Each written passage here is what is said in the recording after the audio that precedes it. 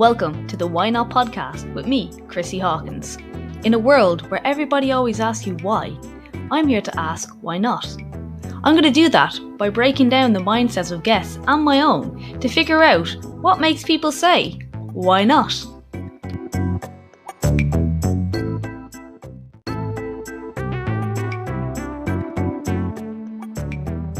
Okay guys, we've got Cian O'Brien from Keep It Fucking Simple Fitness back again today to talk about how to enjoy exercise, because I think a lot of us see exercise as a punishment or something we have to do in order to get where we want to be, basically, and we're here to break down those myths and tell you that it can actually be enjoyable, and we're going to tell you exactly how we're going to do that as well. So, as ever guys, let's sit back and relax or walk and listen, but here is our episode on how to enjoy exercise. Okay, hi guys, welcome back to Why Not. So I have actually the Hattrick Appearance here of Cian O'Brien from Keep It Fucking Simple Fitness. I think at this point we might start a little mini series and we'll call it Conversations with Cian on loads of different things in the fitness industry that maybe that bother you. I don't know where it is, but anyway, I'm going to call this Conversation with Cian for the moment. So welcome back to the podcast again, Cian. How are you? Thanks for having me, Chrissy. I'm doing very well. Definitely a short time between these episodes, so that's probably good as well. Yeah, no, it's cool. So today we wanted to talk a little bit. We did touch on it at the end of the last episode that Cian was in, which is episode 85 or 86. I should probably know this. That doesn't matter. It was 86, and we are going to talk about how to make training enjoyable, or how to actually enjoy training. So, Cian, how do you actually enjoy training? Because everybody hates it, right? Yeah, and it makes sense why everybody hates it. And it's because we're kind of told it's so different from everything else in life, but it's not. Everything's the same. And I hope kind of every point makes intuitive sense, because everybody who listens to this already knows everything I'm about to say. I don't think any of my ideas are revolutionary, and I just think we need to maybe show people the consilience between different things so that they have the power, if that makes sense. Yeah. Like, training can be incredibly enjoyable.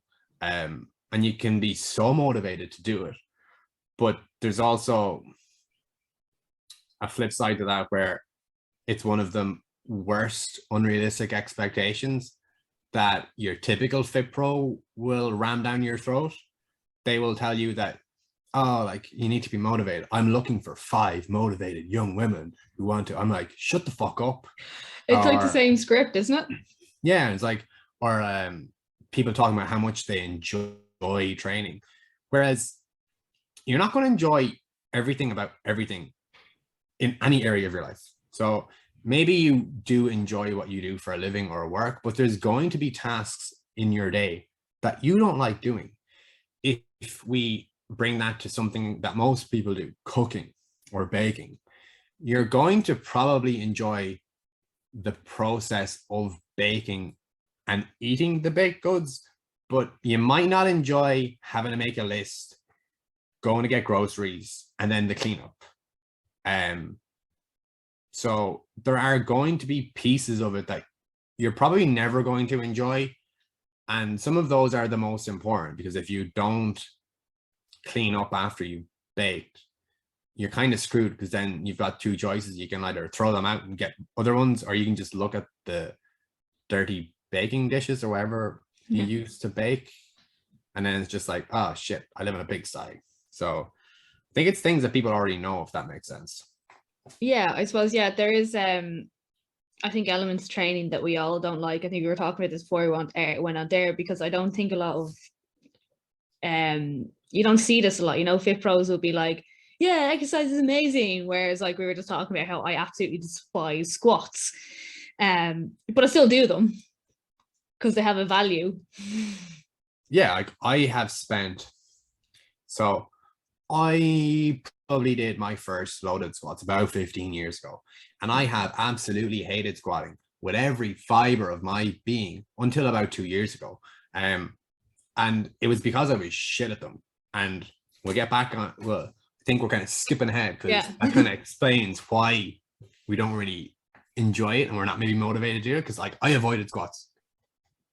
What I can't do maths. I have 13 years. That's really bad. My processing speed a little bit below the average apparently. So yeah, I hated squats for 13 years, so I didn't do them. So I wasn't motivated and they weren't enjoyable. Shock horror. But if we look at our goals, I think the first thing we need to do is we need to look at our goals. Yeah. And if you look at your goal, the analogy you're given and the cliched advice is that you need to enjoy the journey. And the problem with looking at goals like a journey is that we just think about one goal. We think about it as a singular thing.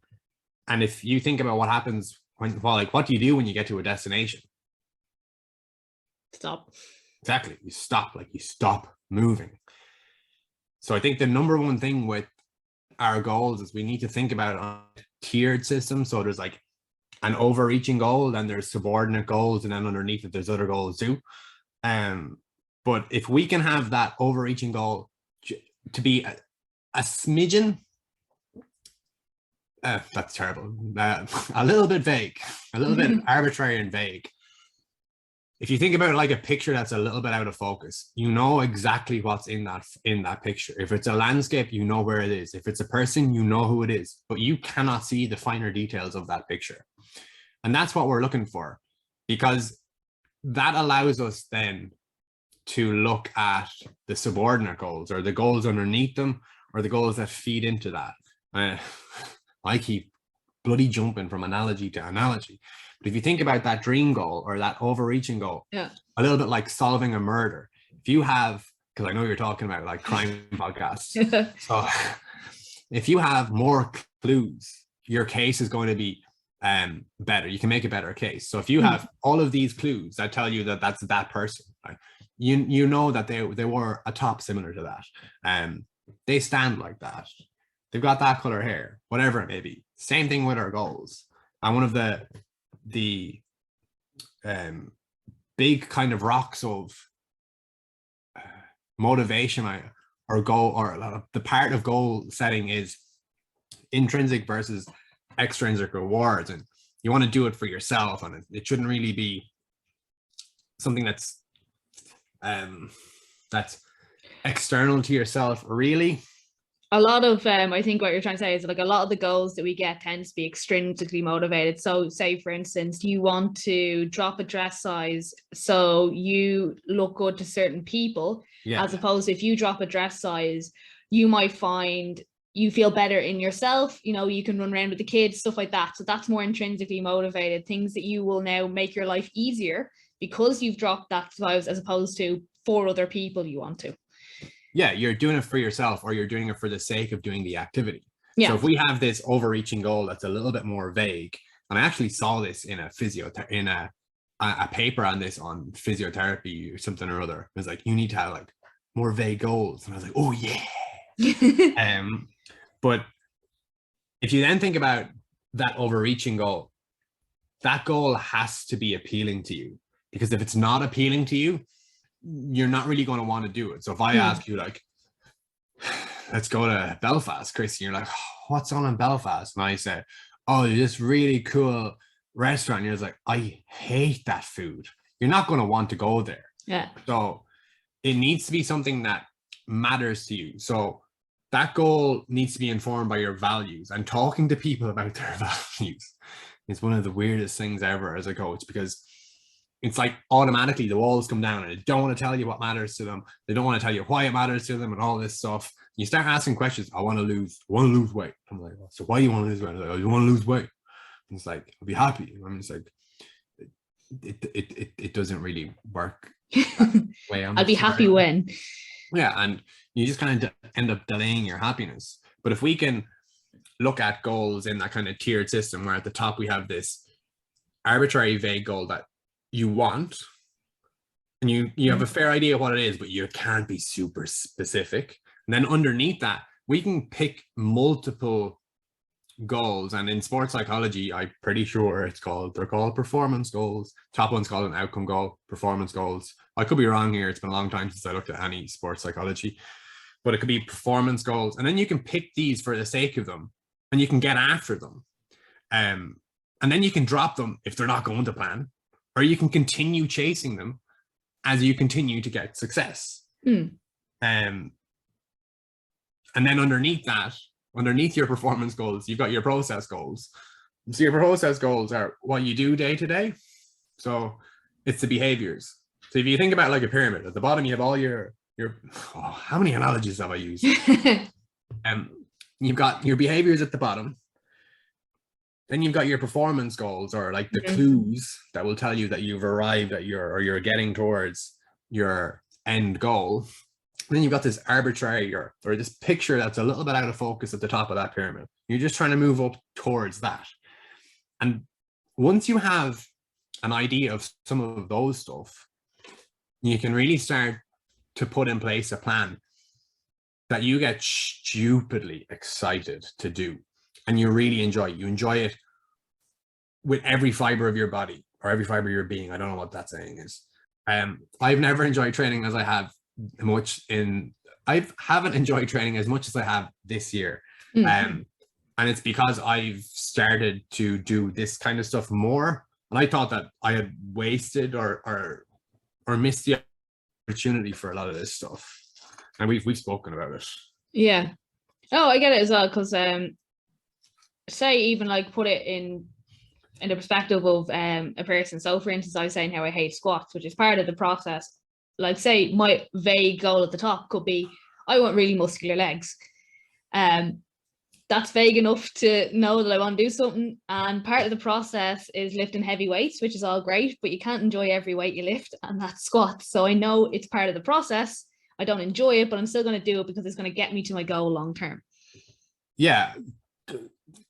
Like I think we're like 99% of the way there. And it really, I can really empathize with that because I've hated squats so much. Yeah. So if we use these examples of the two of us hating squats, this is how not to enjoy exercise, and this is how not to want to exercise. So what you do is you pick either exercises or intensities or volumes, or you pick something that isn't really appropriate for you right now. You've picked an entry point that is just a little bit too high, and the ceiling for progress is very low.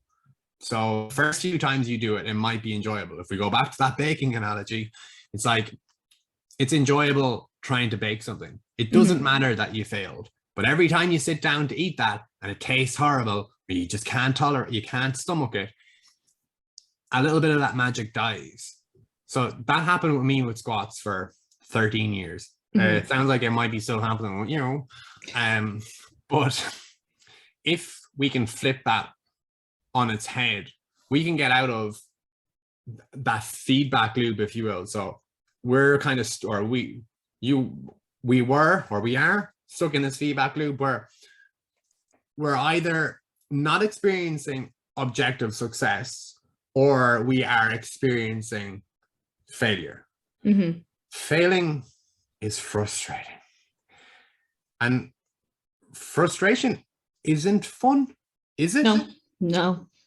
So if you fail, you get frustrated, you're probably not going to want to do that again, and your quote unquote willpower or discipline is only going to get you so fucking far. It doesn't matter how disciplined you are. If you fucking hate something and it's so frustrated, you're going to blow up. Yeah. If you bang your head against the wall enough times, you're going to get a headache. Yeah, like you have to be like stupidly frustrating and maybe squat for like 13 years. And then maybe you might fall out of it, but most people don't. There's very few people I know that are more stubborn than myself. But this is what I've learned. Yeah. So talk to me about this feedback loop. Like, how can you change this feedback loop to motivate yourself to keep going? So the first one is like remembering that one. So like if there's an absence of objective feedback, you don't get the subjective feeling or the subjective feedback that this is working, or you're not really displaying competency, which isn't really enjoyable. So it's frustrating. And if it's frustrating, you're not going to do it. But the flip side, or the reverse feedback loop of that, or the feedback loop you want to start, is you want to pick an appropriate entry point with what you're doing. And let's bring it back to cooking. If you undercook it, you can put it back in the oven. If you burn it, you're fucked. So if you can pick the appropriate entry point, you display competency, or you get objective feedback. And it's like that baking example. You baked something simple, you tasted it, it tasted good. Now you want to try bake something that's a little bit more difficult. Yeah. And you're like, oh, I want to do that again. So then you do it again, and you do it again, and you get a little bit better. And before you know it, you're baking really good cakes, or whatever it may be. So it's the same thing with training. I couldn't figure out how to squat well, if that makes sense. And so my latest hypothesis is that it wasn't a strength issue, it was a skill issue. I just couldn't squat well. And I say that because when I was front squatting or when I was cleaning, I would fold like an envelope coming up out of the hole. And it didn't matter really how heavy it was. Above like 50-60%, they all kind of looked like that. And I just couldn't execute that skill, but I just kept training it, and it just not working. But I was lunging heavier. So on one leg was doing more weight, and then I was power cleaning more than that. So it wasn't really a strength issue. Then when I tore my ACL, I was like, right, let's come at this from a different perspective, and let's break it down and treat it like a skill. So I did a couple of things. I pieced the range of motion together. So I picked an exercise which allowed me to work on increasing the range of motion. I used things to help me with that. So I elevated my heels. So it allowed me to sit deeper in a squat with a more upright torso. At the very start, because I had a torn ACL, I held onto something for safety. And this was very light. And the only goal I had there, or the objective feedback there, was increasing the range of motion. The first few times I did that, the first few weeks, I couldn't sit into the very bottom, and at the top I couldn't fully extend my knee. But because I was recording my squats, I could see that. And I also was using the top portion of the squat, and I was really overloading that because I didn't have to squat all the way down, and I had safeties, so things to stop the bar going too low. I could load up loads approaching what I could squat for one, and I could do multiple reps. And I was like, this is wild after a few weeks. Before I knew it, I was handling loads much greater than what I squat. Those two things merged together. So I was working on the range of motion and then the load. So the load through a small range of motion, and then no load through a greater range of motion. Next, I use more constraints. So instead of, people listening to this should know what a front squat is. So if you got a front squat, you got the bar in your front, and it's in an actual front rack. I'm not doing this cross hands, useless thing. People who do listen to this probably don't. It will be a bit more of a advanced version with the bar of like your goblet squat, where you're holding the dumbbell in front of you. It's in your front, like it's kind of like self-explanatory. Well, like, so one of the things that you can do there is you can force your body to, or you can narrow the options available to your body to complete that task. So if you think about the task of a squat, you're bending at the knees and the hips, sitting down and standing back up, and that's kind of it. So if I have the bar in my front and I've got a grip on the bar, I can kind of fight a little bit. I can round a little bit forward, and I can stand back up. But if I don't grip the bar and I have my arms out in front, I have to stay upright. Because if I don't stay upright, I lose the bar forward, and I haven't completed the task. So then I did those, Then I did front squats and I was like, oh, now what's this? I can front squat. I could squat. And because I could squat, it became enjoyable because I had this objective. I had the objective feedback that this was working. Every week I was coming in, or every day I front squat. Or every second time I come in front squat. Getting objective feedback that this was getting heavier, or I was doing more reps, or I was moving through a greater range of motion. And then that feels good. It's enjoyable to do things the way they are. If you think about a video game, if you think about the cooking analogy, anything, doing something well is enjoyable. If it's enjoyable, you're going to want to do it again. If you want to do it again, you do it again. If you do it again, you get better at it. It's not fucking rocket science. But when it comes to exercise, people are saying bullshit like, you need to enjoy everything. And yeah, that's true. But what if you can't do the thing you want to do? You kind of fucked then. So we need. I think as well, though, we're given unrealistic timelines. So that would have taken you quite a while to get to that point. But did you have a deadline, or were you just trying to get yourself back to squatting? My stubborn thing was I want to like have the best outcome ever with regards to surgery. I didn't need surgery, but it didn't actually take that long. And I'm not being, it sounds unrealistic, but in the 18 months since that ACL tear, I've seen more progress in those 18 months than I have in the maybe 10 years beforehand. And in that time also, I tore the labrum in my hip and maybe my psoas. So a year of that was spent injured. So in terms of being a long timeline, I don't think it is. I think it's just a case of picking an appropriate timeline.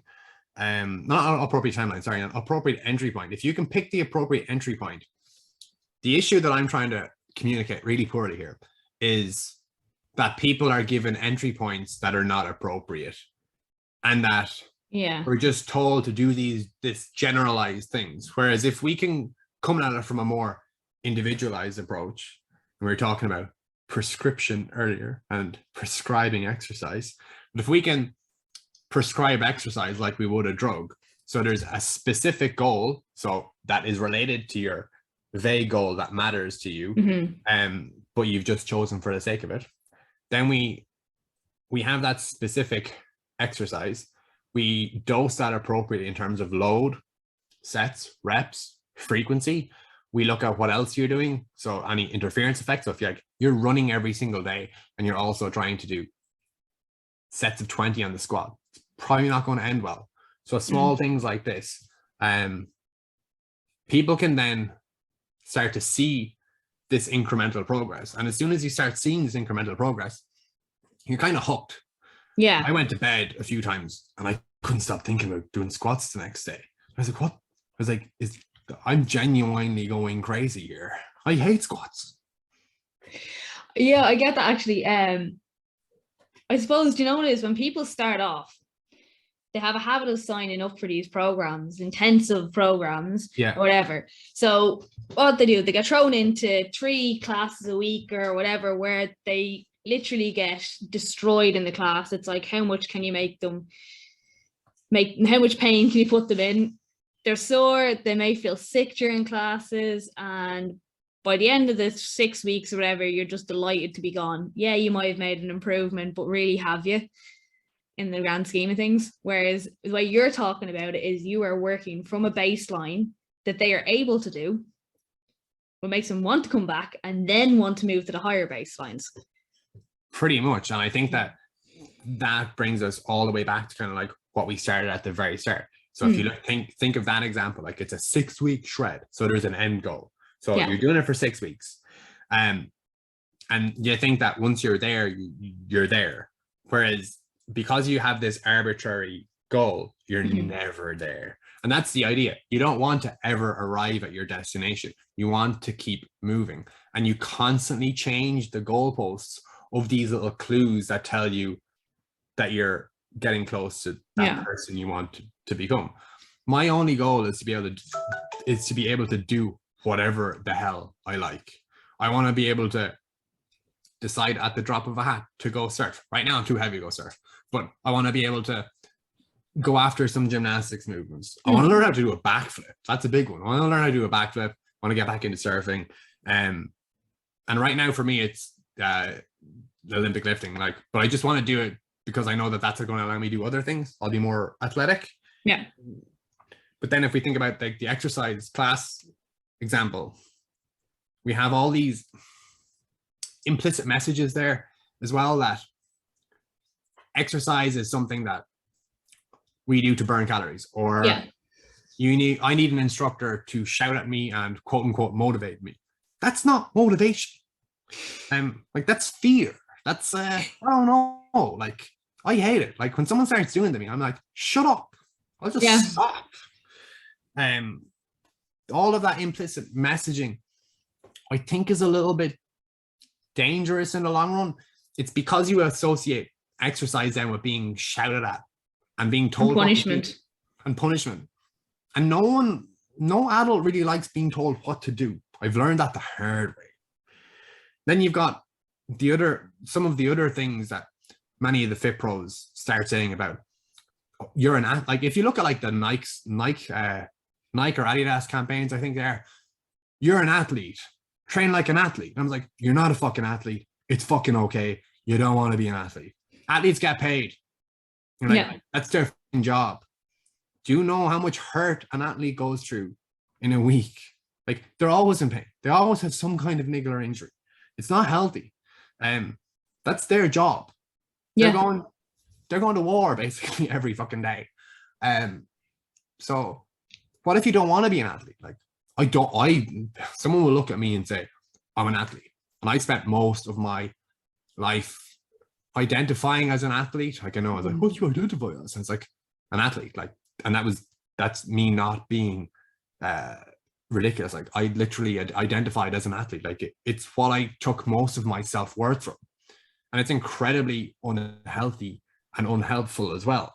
So I don't think the fitness industry is actually helping people. And I think it's a net negative because of these messages that are kind of so close to the truth that you can easily believe them.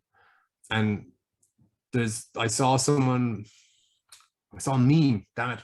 The meme is something like, it's Brandolini's law or something, where it's like the amount of information that takes to refute a claim is like many times the amount it took to make the claim, or something along those lines. Yeah. So if we can just get back to the basics of like who the person is we have in front of us, what matters to them, show them that it doesn't matter.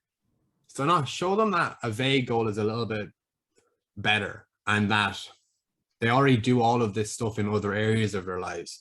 When they want to improve their cooking skills, to go back to that one, they don't pick a specific dish. They just say, I want to get better at cooking, or whatever it may be. When it comes to doing something like that, they understand that parts of that process aren't going to be inherently enjoyable. It's making time to do grocery shopping. It's finding these weird ingredients in these very niche stores. It's cleaning up stuff. But if I talk to someone about training and I ask them when they're going to train, they can't tell me. If we go back to the last episode in a 10-minute walk, we ask how it's going. For the first couple of weeks, it's fine because they're thinking about it a lot. And they, like me, they leave it to the last minute, but they get it done. But it's left to chance. It doesn't have a space to live in their lives. Whereas if we can look at it like you would anything else in your life, and you know when you do it. Like, I knew I was coming onto a podcast at 2:30. So my day, I was like, oh, I have to eat at 2. If I don't eat at 2, I'm going to be hungry on a podcast. And Hungry Cian is a Cian. We would get the best rants if you were hungry for the podcast. No, like, the world never wants to see Hungry Cian.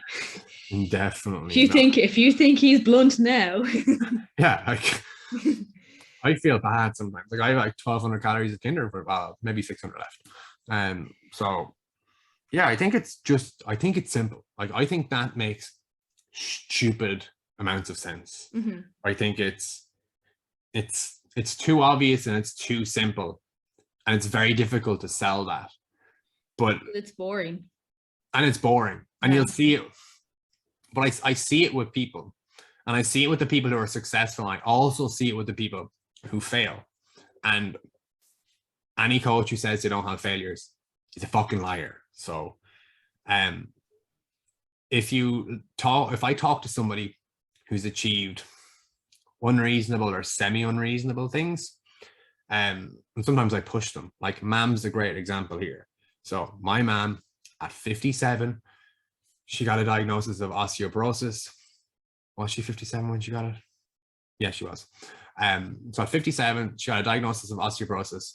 She was afraid to lift weights. She had spoken about it a few times before, but the diagnosis was the pain getting too great to continue, if you get me. So she knew that gave her the kick to do what she needed to do. Mm-hmm. We started training, and 8 months later, she deadlifted 100 kilos. I asked people on my stories, because Mama has no idea how impressive a 100 kilo deadlift is as a woman who's 57 with osteoporosis, and as a woman in 8 months. I asked Chrissy, how long did it take you to deadlift 100 kilos? A lot longer than 8 months, I'll tell you that much. Yeah. And what we did was just simple. I had to help reframe many unhelpful beliefs. But as the time went on, I could see that Mam was getting much more, call it motivated, to do deadlifts. And the reason for that was because she was getting objective feedback that she was getting stronger. She was more confident picking things up. She didn't care too much if her back rounded a little bit. And that's what it's all about. And she only really, really understood it when she got the 100. Because I said to her from day one for the crack, I was like, fuck it, I'm going to get Mam to deadlift 100 kilos. Yeah. With a straight bar. So there's no trap bars used. So I was like, I'm going to get you deadlift 100 kilos. It's like, oh, I don't know if I ever want to do that. And even until she did it. But once she did it, because it's the only time you're going to move into triple digit territory, you're never going to do it again. But you could see this kind of light switch. I get it now. Like, that's something that is very difficult. So with any of this, it needs to be challenging enough. Mm-hmm. Because if it's not challenging enough, it's not going to interest you. It's kind of like the Goldilocks principle as well. So it needs to get past that threshold of being challenging enough, but not too challenging. So I could say, okay, Mam, we're going to do 120 kilos. Probably too challenging now. Yeah. But once she got to that 100, she was like, I get it. Yeah. She's stupidly proud of deadlifting 100 kilos. As she should be.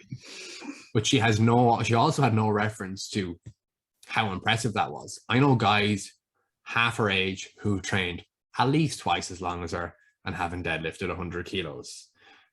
And then I have other people, or I've had other people, and I've worked with them, and we've spoken about things. We've had really good conversations. We've made plans with the best intentions, worked around schedules. But as blunt and as harsh as I sound on some of these podcasts, apparently I'm like Jekyll and Hyde, in the sense that everyone's like, oh, you're like really soft and like, what's the word? Compassionate and all this stuff. And he's like,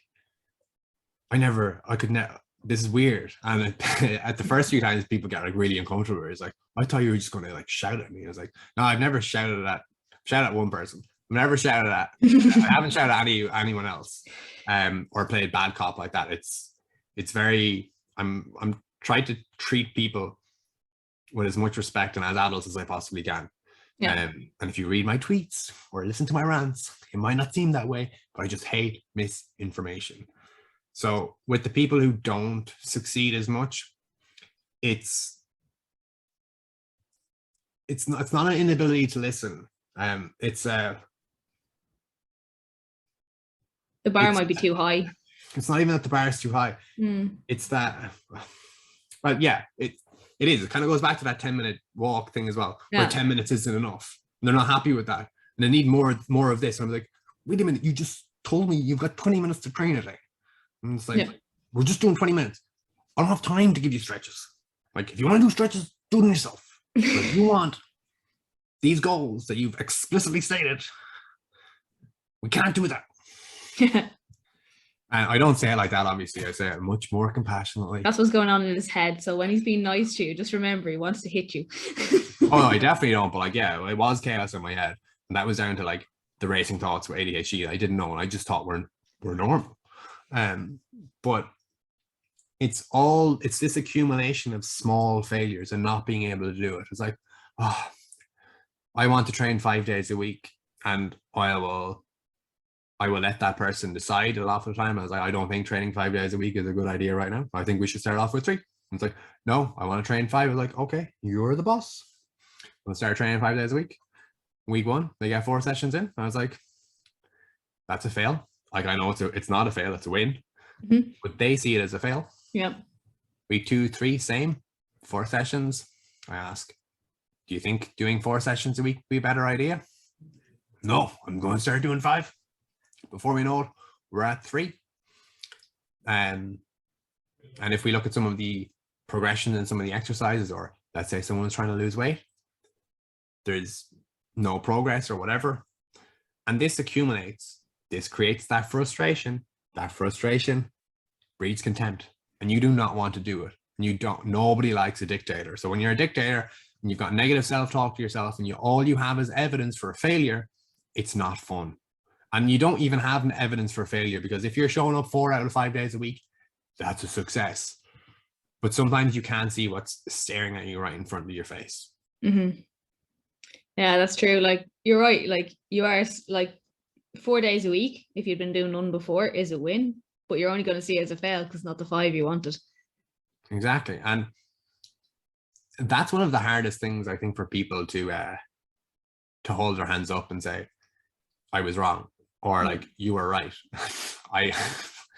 One of my favorite things though is when clients tell me I was right. I won't lie there. It happens quite a bit. And I am very smug about it. But that's because of all of the conversations that have come beforehand, and it's done in jest, and I allow them. I will often be wrong, and I will admit that I'm wrong. I'm wrong more often than not. And anything I've ever called out, I've probably believed and promoted before, because people told me that was the way, when clearly it wasn't. I think we're constantly learning as well, is one thing, but we tend to have, like, as coaches, we are still constantly learning, but we probably have a little bit of an edge on what you think. So maybe if you've hired me, listen to me what I'm saying. Oh, if I can finish on another analogy, another wild one. Ooh. So how I think about this is, it's a little bit like climbing Everest. And me as your coach, I'm like a Sherpa. I've done this climb to the summit however many times. I know the reasons why we don't go down that route. That looks very enticing. It looks like it might be easier. You see that route, you're like, that looks like it's a less steep slope. Why aren't we doing that? And I was like, because if you do that, you're probably going to die. It's not really going to work out. I've seen this happen before, but they don't have that experience that I have. I've seen this hundreds, thousands of times. But getting that point across, and also the other part of the Sherpa analogy I like is that even though the Sherpa goes up with you, you still have to do the work. Yeah. And you still have to listen.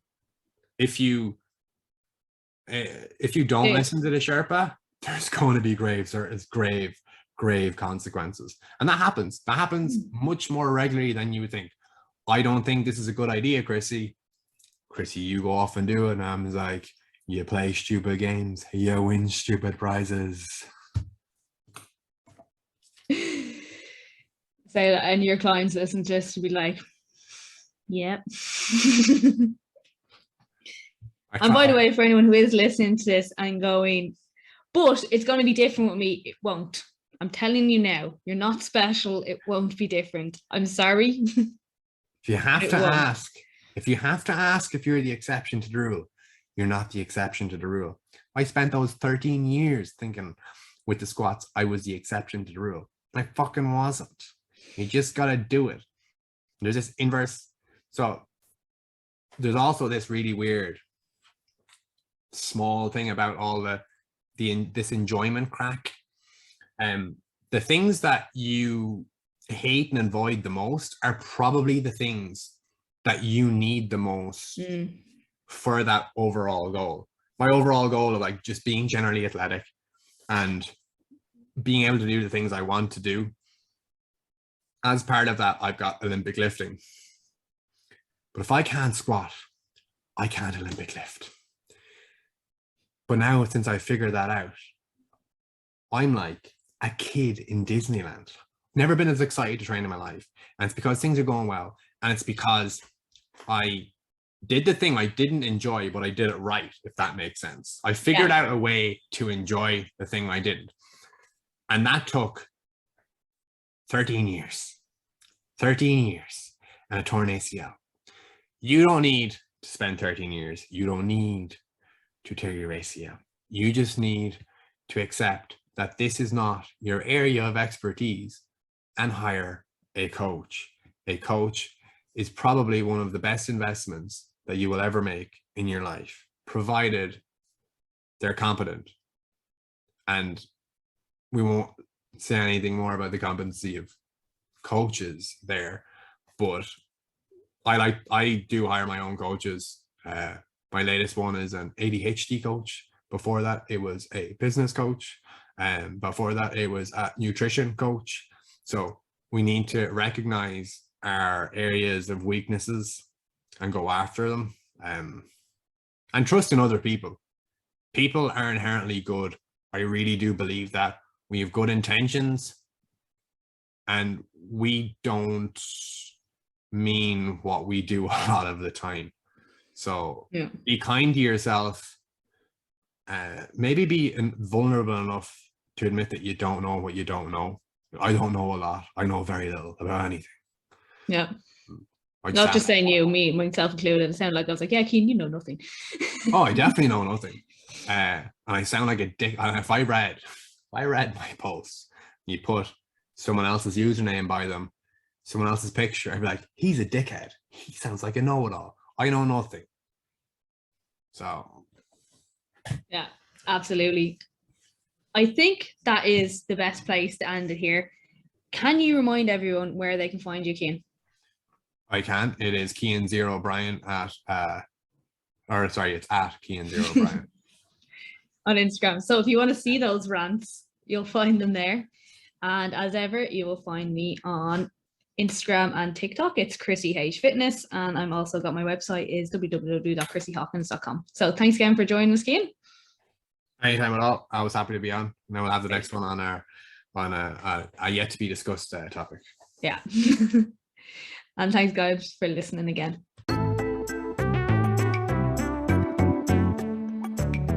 Thank you again for listening to the Why Not podcast. It really means a lot that you are listening in, and I would love if you could please leave a review on Apple Podcasts or subscribe on Spotify. And always, I'd love to hear feedback personally, so if you do want to leave me a message and let me know how you found the podcast, please do.